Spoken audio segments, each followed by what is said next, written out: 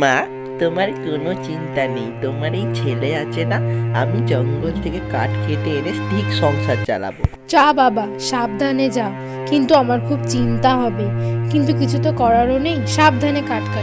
তুমি চিন্তা করো না মা, আমি কাঠ কেটে ঠিক সময় ফিরে আসবো। আরে, জঙ্গলের ওখানে কয়েকটা কাঠের টুকরো পড়ে না, কি মজা! আমাকে তো কাঠ আর কাটতেই হবে না। এই তো কাঠের টুকরোগুলো পেয়ে গেছি। নি, এবার এই কাঠের টুকরোগুলোকে ভালো করে কাঁধে তুলে নি। এই কি, হাঁটতে হাঁটতে আমি কোথায় চলে এলাম! কি ভয়ঙ্কর অন্ধকার জায়গা! আর আমার এখানে এসে এরকম গায়ে ঠান্ডা অনুভূতি হচ্ছে কেন? আজ তোকে আমি ছাড়ছি না, আমার নতুন কচি শিকার এসছে, আজ তোকে আমি চিবিয়ে খাবো। ওরে বাবা রে, আমি পালাই! কোথায় এলাম? বাঁচাও গো! এ কি হলো? আমি ছুটছি, আমি পেছন দিকে আমায় কে টেনে নিয়ে যাচ্ছে? এ কি, আমাকে কে টেনে নিয়ে যাচ্ছে পেছন দিকে? বাঁচাও! পালাবি কোথায় তুই? হ্যাঁ, আমার হাত থেকে কারোর নিস্তার নেই। আজ বরঞ্চ একে ফুল গাছ করে রাখি, একে পরে একদিন রসিয়ে রসিয়ে খাওয়া যাবে। এই তো আমার জাদুতে ছেলেটা ফুল হয়ে গেছে, তোকে ছাড়ছি না। আমার ছেলেটা রাত গড়িয়ে সকাল হয়ে গেল, এখনো কাঠ কেটে ফিরলো না।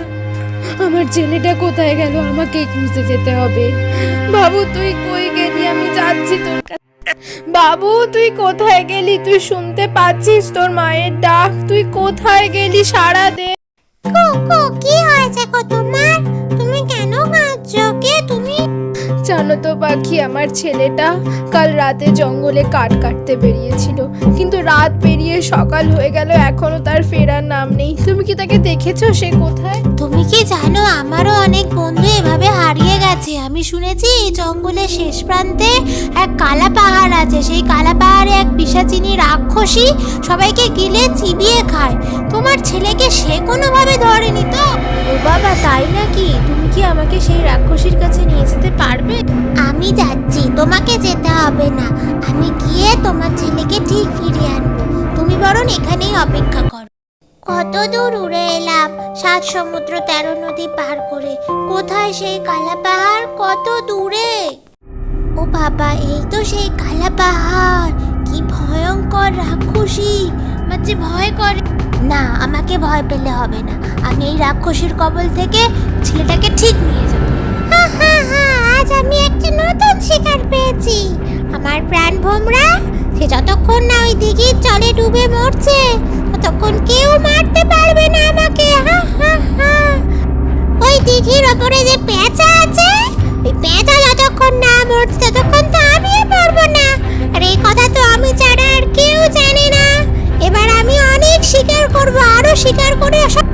ও, এই ব্যাপার। তাহলে আমাকে এবার ওই পেঁচাকে খুঁজে বার করতে হবে। ওই পেঁচাকে খুঁজে ওই দিঘির জলে ঠেলে ফেলে দিতে হবে, তারপরেই ওই বদমাইশ রাক্ষসী মরে যাবে, আর আমি ওই ছেলেটাকে ছাড়িয়ে নিয়ে যাব। কিন্তু সেই পেঁচা কোথায় খুঁজে পাই তাকে আমি এখন? এই তো একটা পেঁচা। হ্যাঁ, এই কি তাহলে তার প্রাণ ভোমরা? একে কি তাহলে জলে ঠেলে ফেলে দেব? কি যে করি এখন?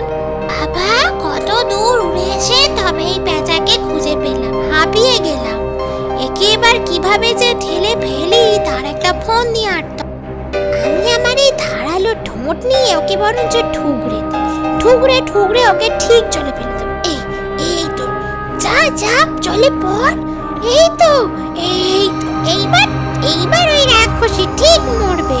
ঠিক, যাই এবার রাক্ষসী মরে আছে না বেঁচে আছে গিয়ে দেখে আসি গিয়ে। ওরে বাবা রে, মরে গেলাম, গা হাত চলে গেল। বাঁচা!